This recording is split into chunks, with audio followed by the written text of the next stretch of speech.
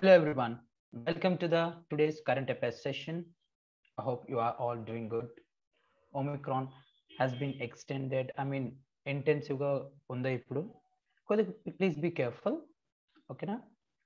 Chalo, let's start the session. First thing, who is the author of the book Mamta Beyond 2021? Mamta Beyond 2021 పుస్తక రచయిత ఎవరు? Mamta Beyond పుస్తక రచయిత జయంత ఘోషాల్ అండి. ఓకేనా? జయంత ఘోషాల్ మమతా బియాండ్ 2021 అనే బుక్ రాశారు. పుస్తక రచయిత వీరేనండి. Which bank has won the UiPath automation excellence award 2021? UiPath automation excellence award 2021 ఏ బ్యాంక్ గెలుచుకుంది? జనవరి 4న south Indian bank. Okay, south Indian bank SIB ఈ UiPath ఆటోమేషన్ ఎక్సలెన్స్ అవార్డ్ ని గెలుచుకుందండి for best automation under crisis for business continuity. Okay, crisis for business continuity కింద south Indian bank కి best UiPath automation excellence award వచ్చింది. ఈ అవార్డ్ని ఏ individual అయినా ఆర్గనైజేషన్స్ అయినా బెస్ట్ కాంట్రిబ్యూషన్ ఇస్తారో వాళ్ళకి అవార్డు ఇస్తారు. అక్రాస్ ఇండియాలో కానీ అండ్ సౌత్ ఏషియా కంట్రీస్, తెలుసు కదా సౌత్ ఏషియా కంట్రీస్ లైక్ ఏవేవి? శ్రీలంక, బంగ్లాదేశ్, నేపాల్. ఎందుకు? ఆటోమేషన్ సెక్టార్లో మంచి ట్రాన్స్ఫర్మేషన్ తెచ్చిన వాళ్ళకి ఈ అవార్డ్ ఇస్తారండి ప్రతి సంవత్సరం. ఈ సౌత్ ఇండియా బ్యాంకు ఏం చేసింది సార్ అంటే రోబోటిక్ ప్రాసెస్ ఆటోమేషన్ ని ఇంప్రూవ్ చేసిందండి. రోబోటిక్ ప్రాసెస్ ఆటోమేషన్ ని ఇంప్రూవ్ చేసింది. ఎందుకు? పాండమిక్ టైప్లో అండ్ తన కస్టమర్ సాల్వింగ్ ఆపరేషనల్ ప్రాబ్లమ్స్ ఏవేవి ఉన్నాయో ఈ ఆటోమేషన్ సర్వీసెస్ ఈజీగా హ్యాండిల్ చేసింది. సో ఈ కేటగిరీని award crisis for business continuity award ని బెస్ట్ ఆటోమేషన్ కింద సౌత్ ఇండియన్ బ్యాంక్ ని సెలెక్ట్ చేశారు. Who has been recently appointed as the brand endorser of bank of Baroda? Bank of బరోడాని బ్రాండ్ ఎండార్సర్ గా ఇటీవల ఎవరు నియమితులయ్యారు అంటే బ్యాంక్ ఆఫ్ బరోడాని బ్రాండ్ ని ముందుకు తీసుకువెళ్ళడానికి ఒక గుర్తింపులాగా చేసే వ్యక్తిగా ద క్రికెటర్ మనకు తెలుసు షఫాలి వర్మ సెలెక్ట్ అయిందండి. ఈవిడ ఈ బాధ్యతలను తీసుకోబోతున్నారు. Indian cricket team. Which organisation has entered into a partnership with United Nations World Food Program to enhance the effectiveness of the Pradhan Mantri Poshan Shakti Nirman? అదే మిడ్ డే మీల్ స్కీమ్ అందరికి తెలిసిందే కదా. ప్రధాన్ మంత్రి పోషణ్ శక్తి నిర్మాణ్ గతంలో మధ్యాహ్న భోజన పథకం. ఇది ప్రభావాన్ని మెరుగుపరచడానికి ఐక్యరాజ్య సమితి ప్రపంచ ఆహార కార్యక్రమం WF తో ఏ సంస్థ భాగస్వామ్యం కుదుర్చుకుంది? ఓకేనా, అక్షయ పాత్ర సంస్థ ఫౌండేషన్, అక్షయ పాత్ర ఫౌండేషన్, అది అక్షయ పాత్ర సంస్థ. ఓకే, TAPF అంటాం, ఇది అక్షయ పాత్ర సంస్థ. United Nations World Food Programme, అదే ఐక్యరాజ్య సమితి ప్రపంచ ఆహార కార్యక్రమంతో ఈ ప్రధాన్ మంత్రి పోషణ్ శక్తి నిర్మాణాన్ని ఇంప్రూవ్ చేయడానికి పార్ట్నర్షిప్ లో జాయిన్ అయిందండి. ఓకేనా, దీనిలో వీళ్ళు ఒక డీప్ వర్క్ చేయబోతున్నారు. ఈ పార్ట్నర్షిప్ లో రెండు కలిసి స్కూల్ మీల్స్, అదే మధ్యాహ్న భోజనాలు ఉంటాయి కదా, అవి అందించడానికి start చేయబోతున్నారండి.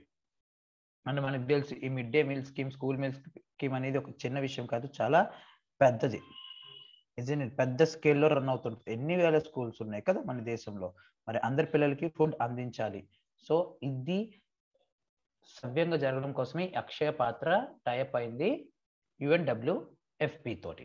India set to redevelop the strategic world era 2 oil tank complex named Trincomalee oil tank complex. Okay, భారతదేశం ఏ దేశంతో ట్రింకోమలాయ్ ఆయిల్ ట్యాంక్ కాంప్లెక్స్ అనే పేరుతో రెండవ ప్రపంచ యుద్ధం నాటి వ్యూహాత్మక ఆయిల్ ట్యాంక్ కాంప్లెక్స్ ను తిరిగి అభివృద్ధి చేయనుంది? దీని సమాధానం శ్రీలంక. శ్రీలంక ఈ జాయింట్ ప్రాజెక్ట్ ని ఇంప్లిమెంట్ చేయడానికి ఒప్పందం కుదుర్చుకుందండి. వరల్డ్ వార్ 2 టైంలో ఉన్న ఒక ఆయిల్ ట్యాంక్ కాంప్లెక్స్ ఉంది. అంటే ఇది ఒక ఫార్మ్, ట్యాంక్ ఫార్మ్ ఇది. ఓకేనా? ఎక్కడ? త్రిన్కోమలైలో, ఈస్టర్న్ పార్ట్ ఆఫ్ త్రిన్కోమలై డిస్ట్రిక్ట్ లో ఇది ఉంది. ఎక్కడ? ఐలాండ్ నేషన్, శ్రీలంకలో ఐలాండ్ నేషన్స్ లో. ఓకేనా? ఈ లంకా గవర్నమెంట్ అగ్రీ చేసిందండి. దీనికన్నా ముందు ఒక 3 అగ్రిమెంట్లు ఉన్నాయి. వాటిని రివైజ్ చేసి ఒక సింగిల్ అగ్రిమెంట్ చేసుకుంది. ఈ త్రిన్కోమలై ఆయిల్ ట్యాంక్ కాంప్లెక్స్ ని మనం ఏమంటారు? అదే త్రిన్కోమలై ఆయిల్ ట్యాంక్ కాంప్లెక్స్ ని సాధారణ భాషలో దీన్ని ఎలా పిలుస్తారంటే ట్రింకో ఆయిల్ ట్యాంక్ ఫార్మ్ అంటారు. రెండవ ప్రపంచ యుద్ధంలో మిగిలిపోయిన ఈ ఆయిల్ ట్యాంక్ ఫామ్ ని. ఓకేనా? క్యాబినెట్ అంటే మన దేశ క్యాబినెట్ ఏం అప్రూవల్ చేసిందంటే 24 ఆయిల్ ట్యాంకుల కాంప్లెక్స్ ని సీలోన్ పెట్రోలియం కార్పొరేషన్, శ్రీలంకలో ఉన్న సీలోన్ పెట్రోలియం కార్పొరేషన్ కి అండ్ లోకల్ ఆపరేటర్స్, అదే ఐఓసిఎల్ ఉంది కదా మనది, Indian oil company, local operators కి 61 ఆయిల్ ట్యాంక్స్ ని డెవలప్ చేయడానికి అగ్రి చేసిందండి. ఈ త్రినకో పెట్రోలియం ప్రైవేట్ లిమిటెడ్ ఏదైతే ఉందో, త్రినకోల్ పెట్రోలియం టర్మినల్ ప్రైవేట్ లిమిటెడ్ లో సీలోన్ పెట్రోలియం కార్పొరేషన్ ఒక భాగస్వామ్యం 51% అయితే మనది ఇండియన్ ఆయిల్ కంపెనీ ఎల్వైసో భాగస్వామ్యం 49% అండి. అర్థమైందా? ఈ త్రిన్కోమలై ఆయిల్ ట్యాంక్ కాంప్లెక్స్ ఏది ట్యాంక్ ఫార్మ్ ఏదైతే ఉందో ట్రింక్ ఆయిల్ ఫాము వరల్డ్ వార్ 2 ఎరా తర్వాత దెబ్బతినుంది. దాన్ని రీడెవలప్ చేసి ఆయిల్ ని జనరేట్ చేసుకుంటే మనకి తెలుసు మనం ఆయిల్ ఇంపోర్ట్ కి ఎంత తిప్పలు పడుతుంటాము. దీనివల్ల మనకి చాలా ఖర్చు కలిసి వస్తుంది, మన దేశ ఎకానమీకి చాలా హెల్ప్ఫుల్ అవుతుంది. అవునా? సో ఇది చేయడానికి భారతదేశం అండ్ శ్రీలంక ఈ అగ్రిమెంట్కి వచ్చాయి. ఇందులో సీలాన్ పెట్రోల్ కార్పొరేషన్ 51% భాగస్వామి అయితే ఇండియన్ ఆయిల్ కార్పొరేషన్ 49% భాగస్వామి ఉన్నారు.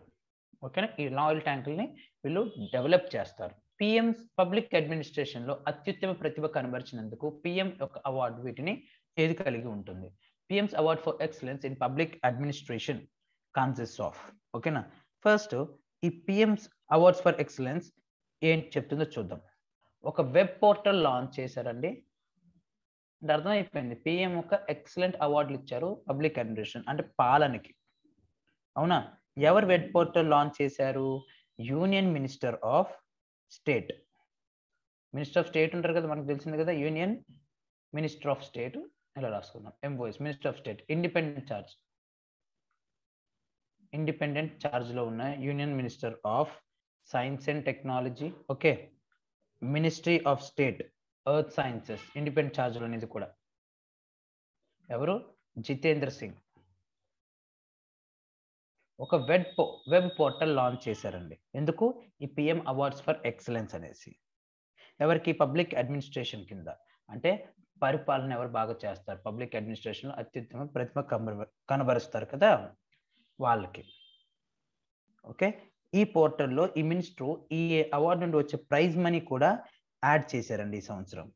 అది కూడా డబుల్ చేశారు. ఎక్కడ 10 లక్షలు ఉండేది ముందు, ఇప్పుడు దాన్ని 20 లక్షలుగా యాడ్ చేశారు. దేనికి ఇస్తారు ఈ అవార్డు? ఏదైనా డిస్ట్రిక్ట్ ఆర్గనైజేషన్ ఏ ప్రాజెక్టులు బాగా చేసి, ప్రోగ్రామ్ కూడా బాగా ఇంప్లిమెంట్ చేసి, ఎటువంటి గ్యాప్స్ క్రియేట్ చేయకుండా పబ్లిక్ వెల్ఫేర్ అంటే ప్రజల్లో ఒక పబ్లిక్ వెల్ఫేర్ కి మంచి కనెక్టివిటీ క్రియేట్ చేసిన వాళ్ళకి కానీ ఆర్గనైజేషన్కి కానీ ఈ అవార్డు ఇస్తారు. అది 10 లక్షల నుండి 20 లక్షలకి ఇప్పుడు పెంచారు. పీరియడ్ ఆఫ్ కన్సిడరేషన్ అంటే ఏ టైంలో వీళ్ళ పనిని గుర్తించారు? 1 ఏప్రిల్ 2019 నుండి 31 డిసెంబర్ 2021 వరకు ఏ డిస్ట్రిక్ట్ కానీ ఒక ఆర్గనైజేషన్ కానీ మంచి అడ్మినిస్ట్రేషన్ చేసిందో వాళ్ళకి అవార్డుని గుర్తిస్తారు. ఓకేనా? టోటల్ 2021లో 18 అవార్డులను లాంచ్ చేశారు ఈ వెబ్ పోర్టల్లో. ఓకేనా? ఈ అవార్డులో ఏమేమి ఉంటాయి? ట్రోఫీ ఉంటుంది, ఒక స్క్రోల్ ఉంటుంది, ఒక 20 లక్షలు ఇక్కడ చెప్పాను కదా ఇన్సెంటివ్ ఉంటుంది, అలానే సర్టిఫికేట్ ఆఫ్ రిజిస్ట్రేషన్ గుర్తింపు ధృవీకరణ పత్రం అండ్ ప్రశంసా పత్రం లెటర్ ఆఫ్ అప్రిసియేషన్, ఈ 4 ఉండబోతాయి.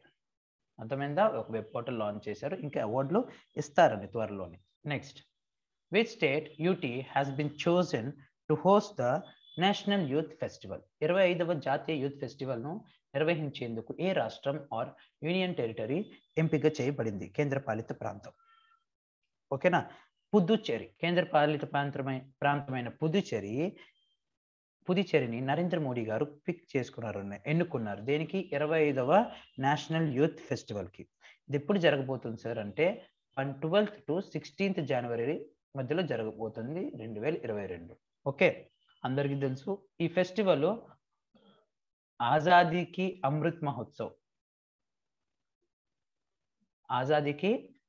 మహోత్సవ్ కార్యక్రమంలోని భాగంగా ఇది జరగబోతుంది. తెలుసు కదా, ఆజాదీకి అమృత్ మహోత్సవ్ ఏంటి? 75th year of independence. 75th year of independence. Okay అని ఎవరు చెప్పారు? Union minister of youth affairs. ఎవరన్నా యూత్ అఫైర్స్ మినిస్ట్రీ ఎవరు? మీ అందరికీ తెలిసిందే, అనురాగ్ ఠాకూర్. యూత్ అఫైర్స్ ఆయనే, ఇన్ఫర్మేషన్ అండ్ బ్రాడ్కాస్టింగ్ కూడా ఆయనే. ఈ ఫెస్టివల్ ఏదైతే ఉందో దాదాపు 7,000 మంది యూత్స్ ని గ్యాదర్ చేస్తుందండి. ఫ్రమ్ 18 to 22 ఇయర్స్ ఏజ్ మధ్యలో ఉన్న యువకుల్ని దేశం మొత్తం. ఇందులో 500 యూత్ ఫ్రమ్ పుదుచ్చేరి ఇందులో పార్టిసిపేట్ చేయబోతున్నారు. ఈ వారాన్ని మొత్తం నేషనల్ యూత్ వీక్ గా ప్రకటించారండి. నేషనల్ యూత్ వీక్ గా ప్రకటించారు. ఇది నేషనల్ యూత్ ఫెస్టివల్ ఎప్పుడు మొదలు పెట్టారు? 1995లో మొదలు పెట్టారు. ఎవరు మొదలు పెట్టారు? National integration camp.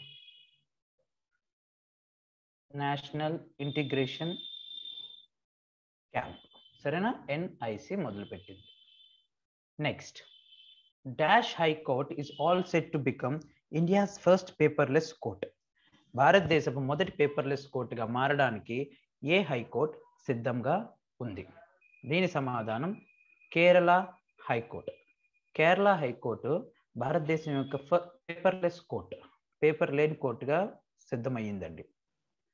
ఓకేనా? Supreme Court judge justice DY Chandrachud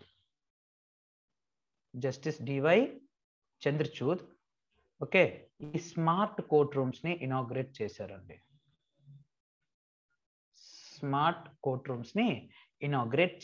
జనవరి 1, 2002లో. ఈ మొదటి ఫేజ్ లో 6 కోర్ట్ రూమ్లు బిల్డ్ అవుతున్నాయి. ఇందులో చీఫ్ జస్టిస్ యొక్క రూమ్ కూడా ఇంక్లూడ్ అయి ఉంటుంది. వీటన్నిటిని స్మార్ట్ కోర్ట్స్ గా కన్వర్ట్ చేస్తారు. అన్ని కేసెస్ ఫైల్స్ ఏవే ఉన్నాయో ఓకే, లాయర్స్ తన కంప్యూటర్ స్క్రీన్ పైన కనబడతా ఉంటాయి. ఫైల్స్ అన్ని, కేసులన్నీ ఈ ఫైల్ చేయబోతాయండి. తెలుసు కదా, అంటే ఆన్లైన్లో ఫీడ్ చేసి ఉంటాయి. అవి ప్రాసెస్ అవుతాయి, వెరిఫై అవుతాయి, తర్వాత రెక్టిఫై అవుతాయి త్రూ ఈమోడ్ ఛానల్ ద్వారా. ఇవి ప్రాసెస్, వెరిఫై, రెక్టిఫై అవుతాయి. ఎవరెవరు ఇందులో కేసులు ఇన్వాల్వ్ అయి ఉంటారో హోల్డర్స్, వాళ్ళు హైబ్రిడ్ మోడ్ విధంగా, అంటే ఆన్లైన్ విధంగా ఫిజికల్ హియరింగ్ కి, అది వీడియో కాన్ఫరెన్స్ ద్వారా ఆర్డర్స్, జడ్జిమెంట్స్ కూడా ఈ మోడ్ లో జరుగుతుందండి. ప్రతి ప్రాసెస్ ఇందులో ఉంది, మనం చూడొచ్చు, ప్రాసెస్ చేయొచ్చు by dash board, virtual box ద్వారా చూడొచ్చు. అంటే కోర్టులో మన కేసు ఉంటే గనక. సో ఇది స్మార్ట్ కోర్ట్ అండి. అందుకే ఇది ఫస్ట్ పేపర్లెస్ కోర్ట్ గా తయారవుతుంది. What is the name of Indian numerologist who received first ever Guinness World Record in numerology and the first world record of 2022?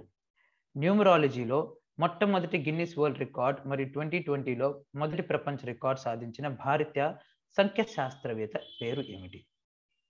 Okay, జేసి చౌదరి గారు అండి. జేసి చౌదరి ఈ ఫస్ట్ గిన్నిస్ వరల్డ్ రికార్డ్ లోకి ఎక్కారండి. ఈయన న్యూమరాలజీలో వరల్డ్ రికార్డ్ సృష్టించారు. ఈయన world science, ancient science లో education ఇస్తూ 6,000 participants ఇందులో జాయిన్ అయ్యారండి. From USA, UK, middle east and India నుండి. ఈ ఇనిషియేటివ్ ని ఆర్గనైజ్ చేసింది Chaudhary numero private limited. Okay, ఇది ఒక Indian institute of numerology to create awareness అండి. దేనికి? న్యూమరాలజీ మీద అవేర్నెస్ క్రియేట్ చేయడం చేసింది. ఇది ఎక్కువగా ఏన్షియంట్ కల్చర్స్ లో Greece, Egypt, China, India, Georgia ఇందులో ఎక్కువగా ఈ కల్చర్ జరిగిందండి. Recently Alphabet Inc owned Google has acquired a cyber security startup named Cmplify in a deal worth $500 million. Cmplify is a startup of which country? ఇటీవల alphabet ఇంక్ యాజమాన్యంలోని Google $500 million విలువైన డీల్లో Cmplify అనే cyber security స్టార్టప్ను కొనుగోలు చేసింది. Cmplify అనేది ఏ దేశానికి చెందిన startup? Okay, Google ఈ స్టార్టప్ని అక్వైర్ చేసుకుందండి. గూగుల్ ఓనర్ ఎవరు? ఆల్ఫాబెట్ ఇంక్, రైట్. గూగుల్ ఇజ్రాయిలీకి చెందిన ఈ సైబర్ సెక్యూరిటీ కంపెనీ ఇది Cmplifyని $500 మిలియన్ కొనుక్కొని చేసుకుంది. దీనివల్ల ఈ గూగుల్ యొక్క సెక్యూరిటీ ఏమేమి ఉందో విపరీతంగా ఎక్స్టెండ్ అయింది. సైబర్ అటాక్స్ని తట్టుకునే విధంగా కంట్రోల్ చేయొచ్చు. ఓకే, ఇది గూగుల్ క్లౌడ్కి లింక్ అవుతుందండి. ఇది ఓకేనా, గూగుల్ క్లౌడ్కి లింక్ అయి ఉంటుంది. ఈ Cmplify అనేది 2015లో స్టార్ట్ అయ్యింది బై ఏమోస్ స్టెమ్ CEO. ఓకేనా, ఏమోస్ స్టెమ్. దీని ఆఫీసెస్ టెల్ అవీవ్లో ఉంది అండ్ హెడ్ క్వార్టర్స్ న్యూయార్క్లో ఉంది. Non resident India day or ప్రవాస భారతీయ దివస్ ప్రతి సంవత్సరం ఎప్పుడు జరుపుకుంటారు? ప్రవాస భారతీయ దివస్ లేదా NRI డేని ప్రతి సంవత్సరం జనవరి 9వ తారీఖున జరుపుతారండి. ఎందుకు? దేశానికి ఈ NRIs చేస్తున్న కాంట్రిబ్యూషన్, NRI కమ్యూనిటీ ఏదైతే ఉందో దేశానికి చేస్తున్న కాంట్రిబ్యూషన్ని, దేశం యొక్క డెవలప్మెంట్కి వీళ్ళు చేస్తున్న కాంట్రిబ్యూషన్ని రిమెంబర్ చేసుకుంటూ ఇది చేస్తూ ఉంటారు. ఈరోజు ఎందుకండి అంటే మీకు తెలుసు 1915లో మహాత్మా గాంధీ గారు జనవరి 9వ తారీఖునే సౌత్ ఆఫ్రికా నుండి ఇండియాకి తిరిగి వస్తారు. సో 2015లో ఇది డిక్లేర్ చేశారండి. ఓకేనా, 2018లో దీన్ని సింగపూర్లో బాగా సెలబ్రేట్ చేశారు.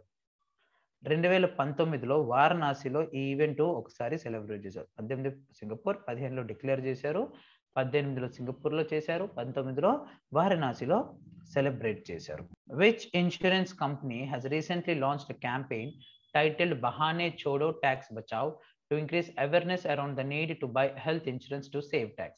ఇటీవల పన్ను ఆదా చేయడానికి ఆరోగ్య బీమా కొనుగోలు చేయాల్సిన అవసరం గురించి అవగాహన పెంచేందుకు బహానే చోడో ట్యాక్స్ బచావ్ పేరుతో ఏ బీమా కంపెనీ ప్రచారాన్ని ప్రారంభించింది? State bank of India, general insurance company. State bank of India, general insurance company limited campaign launch చేసిందండి, బహానే చోడో ట్యాక్స్ బచావ్ అనే క్యాంపెయిన్. ఎందుకు? హెల్త్ ఇన్సూరెన్స్ సేవ్ చేస్తే ట్యాక్స్ సేవ్ చేయొచ్చు అని. ఓకేనా, ఈ క్యాంపెయిన్ ని నడిపించిన ఫేమస్ వాక్స్ పాప్ ఆర్టిస్ట్, అదే యాంకరు రుద్రాక్ష సింగ్ ఈ క్యాంపెయిన్ ని నడిపించిన వ్యక్తి. What is the theme declared for the DRDO day 2021? DRDO దినోత్సవాన్ని కోసం ప్రకటించబడిన ఇతివృత్తం ఏమిటి? మనకి తెలుసు, defence research and development organisation తన 63వ ఫౌండేషన్ డేని 1 జనవరి రోజు సెలబ్రేట్ చేసింది. DRDO ఎప్పుడు ఎస్టాబ్లిష్ అయిందండి? 1958. దాదాపు 10 ల్యాబొరేటరీస్తోనే తన వర్క్ కంప్లీట్ చేస్తుంది మన డిఫెన్స్ సెక్టార్ కోసం. ఎవరికి? మన డిఫెన్స్, అన్ని ఇండియన్ ఆర్మ్డ్ ఫోర్సెస్ కి అన్ని విధాలుగా రీసెర్చ్ చేస్తూ డెవలప్ చేస్తూ ఉంటుంది DRDO. ఈ రోజు వరకు చూస్తే DRDO రకరకాల మిలిటరీ ఎక్విప్మెంట్స్, టెక్నాలజీ ఏరియాస్లో, ఏరోనాటిక్స్లో కానీ, కాంబాట్ వెహికల్స్, యుద్ధానికి వెళ్ళే వెహికల్స్ కానీ, ఇంజనీరింగ్ సిస్టమ్స్ కానీ, నావల్ సిస్టమ్స్ కానీ, ఇలాంటి తదితర వాటి మీద వర్క్ చేస్తూ ఉంటుంది. అవునా, వర్క్ చేస్తూ ఉంటుంది. ఈ DRDO హెడ్ క్వార్టర్స్ ఎక్కడుందండి? న్యూఢిల్లీ. DRDO ఒక సెక్రటరీ ఎవరండి? DRDO ఒక సెక్రటరీ సతీష్ రెడ్డి గారు, డాక్టర్ జి సతీష్ రెడ్డి గారు. DRDO ఒక secretary doctor G Satish Reddy గారు. ఓకేనా, డాక్టర్ జి సతీష్ రెడ్డి గారు. దీని యొక్క థీమ్ ఏమనుకున్నారు ఈసారి? దీని థీమ్ ఏంటి? ఎక్స్పోర్ట్. ఎక్స్పోర్ట్ అనేది డిఆర్డిఓ యొక్క థీమ్, ఇతివృత్తం ఈసారిది. As on January 1, 2022, what is the estimated population of the world as per US Census Board? January 1, 2022 నాటికి యుఎస్ సెన్సస్ బ్యూరో ప్రకారం ప్రపంచ జనాభా అంచనా ఎంత? 7.8 బిలియన్ అంటున్నారండి. 7.8 బిలియన్ అనుకుంటున్నారు. ఇంత ప్రపంచ జనాభాకు వెళ్ళబోతుంది అని చెప్తున్నారు. ఓకేనా? ఈ బ్యూరో చెప్పడం ప్రకారం ఏంటంటే ప్రతి సెకండ్కి 4.3 బర్త్ జరుగుతుంది, 2 చావులు జరుగుతున్నాయి. 4.3 బర్త్స్ అవుతున్నాయి, 2 డెత్స్ అవుతున్నాయి. ఓకే, 4 or 3 బర్త్స్ లేదా 2 డెత్స్ జరుగుతున్నాయి అంటున్నారు న్యూ ఇయర్ నుండి. What is the existing annual income limit for identification of economically weaker section? ఆర్థికంగా బలహీన వర్గాలను గుర్తించడానికి ప్రస్తుత వార్షిక ఆదాయ పరిమితి ఎంత? ఇటీవల చూస్తున్నారు మన హిందూ న్యూస్ పేపర్లో ప్రతి ఫస్ట్ పేజ్లో ఇదే జరుగుతుంది. సుప్రీం కోర్టు గవర్నమెంట్ని అడిగింది ఏ విధంగా, దీని సమాధానం 8 లక్షలండి. నీట్ కౌన్సిలింగ్ జరుగుతుంది కదా మెడికల్ ఎంట్రన్స్కి, ఓబీసీకి 27% reservation, 10% economically weaker section. Economic weaker section అంటే మనకి తెలిసిందే, జనరల్ కేటగిరీలో 8 లక్షల కన్నా తక్కువ ఆదాయం ఉన్న వాళ్ళకి ఎకనామికల్ వీకర్ సెక్షన్ చెప్తారని 2019లో ఒక చట్టం తీసుకొచ్చారు. ఒక చట్టాన్ని అమెండ్మెంట్ చేశారు. అదే 103rd అమెండ్మెంట్ యాక్ట్ ద్వారా తీసుకొచ్చారు. 103rd అమెండ్మెంట్ యాక్ట్ సవరణ చట్టంలో 2019లో తీసుకొచ్చారు. ఇది ఏమని? 8 లక్షలకు ఉంటే ఈవీఎస్ అని చెప్పేసి. సో ఈ బిల్లు మళ్ళీ చర్చల్లోకి వచ్చింది. ఎందుకు? నీట్ కౌన్సిల్ ఇప్పుడు మొదలవుతుంది, దాని మీద స్టే తీసుకొచ్చారు. కానీ సుప్రీంకోర్టు ఏమంది అంటే ఏ విధంగా మీరు ఈ 8 లక్షల్ని డిసైడ్ చేశారు గవర్నమెంట్ ఈడబ్ల్యూఎస్ని రిజర్వేషన్ ఇవ్వడానికి అని చెప్పి. దీనికి బట్ నీట్ పిల్లలకి ఇబ్బంది పడకూడదని కౌన్సిలింగ్ కంటిన్యూ చేయమని చెప్పింది. బట్ దీనికి సమాధానంగా కేంద్ర ప్రభుత్వం ఏం చెప్పిందంటే మేము బాగా రీసెర్చ్ చేసాము, ఏదో ఎక్కడో చదవకుండా మాత్రం పెట్టలేదు అని సమాధానం ఇచ్చింది. సో చూద్దాము ఏం జరగబోతుందో ఈ స్కీమ్ గురించి, ఈ బిల్లు గురించి. ఓకేనా? ఇది ఇవాల్టి కరెంట్ అఫైర్స్ సెషన్.